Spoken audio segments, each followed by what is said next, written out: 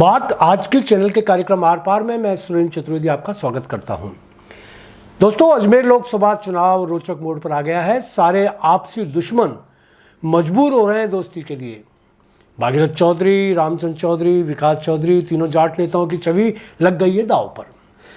और एक सवाल और कि क्या सुरेश टांक का अगला कदम हो सकता है चौंकाने वाला।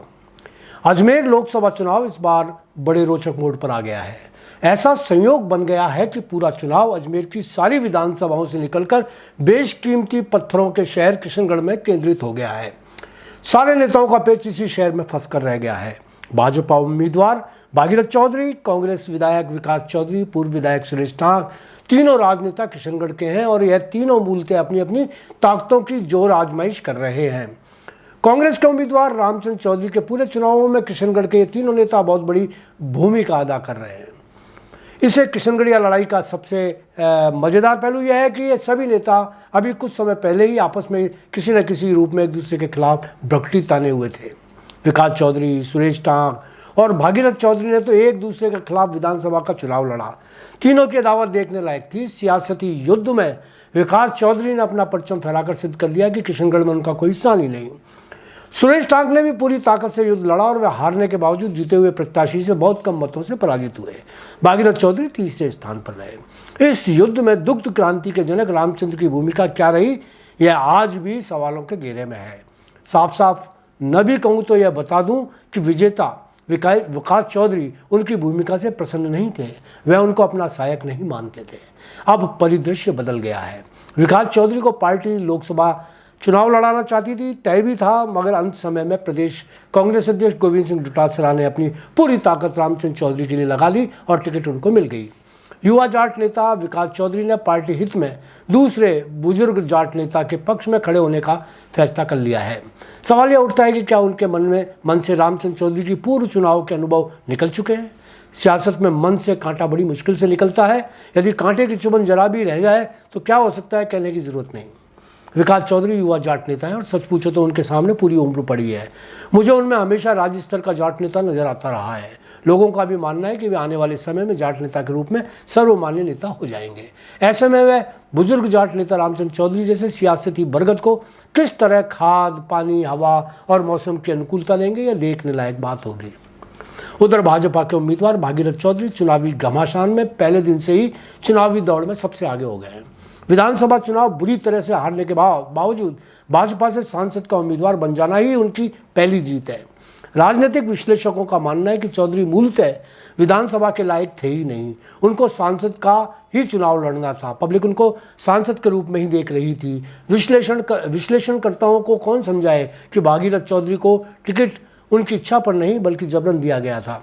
इस बार उनकी आधी जीत तो मोदी के चेहरे से ही मिल गई है। दूसरी बात यह है कि राम मंदिर की हवा उनके साथ है। 8 में से 7 विधानसभाओं में भाजपा हाल ही में जीत चुकी है। तीसरी बात यह है कि भाजपा 400 पार के नारे के साथ पूरी क्षमता से आर पार के मूड में है। इसके अलावा धन बल की ताकत भी चुनाव में महत्वपूर्ण भूमिका निभाती है। अजमेर में केकड़ी के ताकतवर विधायक शत्रुघ्न गौतम पूरी ताकत से भागीरथ चौधरी के साथ हैं, जबकि कांग्रेस के शक्तिशाली नेता और पूर्व मंत्री डॉक्टर रघु शर्मा इस चुनाव में अब तक कहीं हिलते डुलते नजर नहीं आए। नामांकन के समय कोई भी प्रदेश या राज्य स्तर का नेता शामिल नहीं हुआ। इसका भी संदेश सकारात्मक नहीं गया। मसूदा के विधायक वीरेंद्र कानावत पहले दिन से भागीरथ चौधरी के साथ नजर आ रहे हैं। पुष्कर के विधायक व कैबिनेट मिनिस्टर सुरेश रावत, जो अलवर के चुनाव प्रभारी हैं, भी पुष्कर की कार्यकर्ता बैठक में ताल ठोक कर कह चुके हैं कि देश और पुष्कर से इस बार कांग्रेस मुख्य धारा से बाहर हो जाएगी। नसराबाद के जाट नेता और विधायक रामस्वरूप लांबा भी पूरी तरह भागीरथ चौधरी के साथ कांधे से कांधा मिलाकर खड़े हुए हैं। अजमेर उत्तर के विधायक और विधानसभा अध्यक्ष वासुदेव देवनानी की अपनी संवैधानिक मर्यादाएं हैं। वह खुलकर समर्थन नहीं कर सकते, फिर भी मन से तो वह पार्टी के प्रति ईमानदार हैं ही। भारी मन से ही सही, अजमेर दक्षिण की विधायक अनीता बघेल कदम कदम पर भागीरथ के साथ होने का वादा कर चुकी हैं और कल ही अपने विधानसभा क्षेत्र के कार्यकर्ता सम्मेलन में उनके साथ मंच भी साझा कर चुकी हैं। इस कार्यकाल में बघेल ने सांसद कोष से उनके विधानसभा क्षेत्र की उपेक्षा पर चौधरी से नाराजगी जरूर जाहिर करी। चौधरी के चुनाव कार्यालय के उद्घाटन पर दोनों ही उप मुख्यमंत्रियों का मौजूद रहना यह बताने को काफ़ी है कि उनकी पार्टी किस हद तक अपने उम्मीदवार का उत्साहवर्धन कर रही है। दूसरी तरफ कांग्रेसी उम्मीदवार रामचंद्र चौधरी को अभी तो अपने स्थानीय कांग्रेसी नेताओं को साथ लाने में ही कड़ी मेहनत करनी पड़ रही है। महेंद्र सिंह लड़ावता, हेमंत भाटी, नसीम अख्तर, श्री गोपाल बायती सहित लगभग 2 दर्जन नेताओं को खुलकर साथ लाने की चुनौती फिलहाल तो बहुत बड़ी चुनौती है। जो नेता या हाईकमान रामचंद्र जी के साथ हैं, वह केवल मनोबल के साथी हैं, धन बल की दृष्टि से कोई साथ नहीं, चाहे वह विधायक विकास चौधरी ही क्यों ना हो। ऐसे में चौधरी रामचंद्र को बहुत मनोवैज्ञानिक तरीके से चुनाव लड़ना होगा। यहाँ मैं फिर से किशनगढ़ के तीनों नेताओं के अदावत पर बात करना चाहूँगा, खासतौर से पूर्व विधायक सुरेश टांक की। मात्र कुछ हजार वोटों से चुनाव हारे सुरेश टांक ने यद्यपि भाजपा का पट्टा फिर से अपने गले में डाल लिया है, मगर उनकी मानसिकता अभी भी असमंजस में है। ऐसा नहीं कि उम्मीदवार भागीरथ चौधरी को उनके साथ की जरूरत नहीं, मगर चौधरी के नज़दीक के लोग दोनों के बीच दूरियां कायम रखे हुए हैं। सुरेश टांक और भागीरथ चौधरी की सियासती अदावत इतनी गहरी है कि दिल की दरार इतनी आसानी से पटने वाली नहीं। इसके लिए दिल्ली और जयपुर के कद्दावर नेताओं को बीच में आना ही होगा। सुनाई दिया है कि सुरेश टांक यदि माकूल समझौता नहीं हुआ तो चुनावी नॉमिनेशन भी बढ़ सकते हैं। पुख्ता खबर है कि निर्वाचन अधिकारी से टांक ने नामांकन फॉर्म ले लिया है।